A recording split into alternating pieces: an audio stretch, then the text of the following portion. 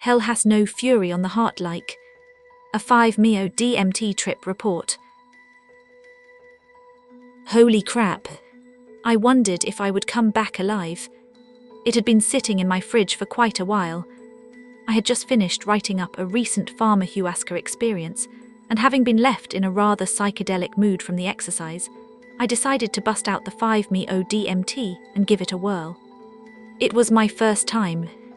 The set and setting were suitable for the occasion. I am a happy guy and I love our cozy, soulful apartment.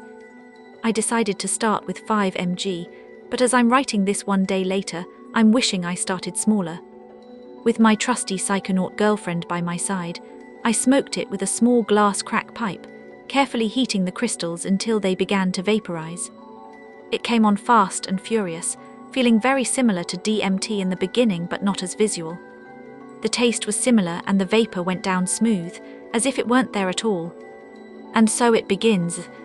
Very quickly I am overtaken by a chemical stranglehold. My instinctual breathing mechanism ceases working, and I find myself deliberately trying to keep breathing.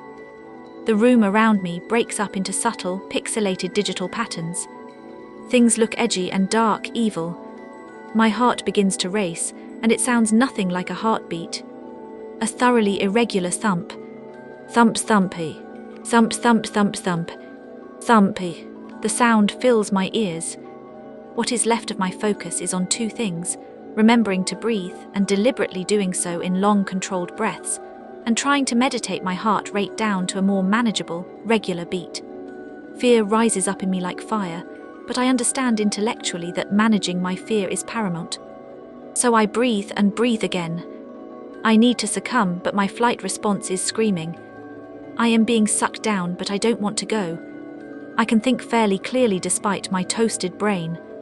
I am fragmented into two parts, my rational intellectual self and this scared rabbit slipping down the hole.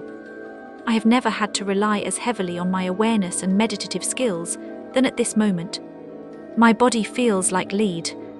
I close my eyes and see geometric patterns swirl across my mental landscape for a moment, but as I do so I feel myself getting sucked down again, so I snap them back open. I have to keep my eyes open to stay connected. I have to stay connected because if I don't, I'll stop breathing.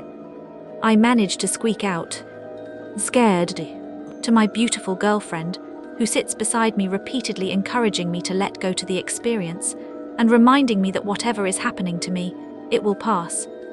I'm glad she is there, but she sounds too far away.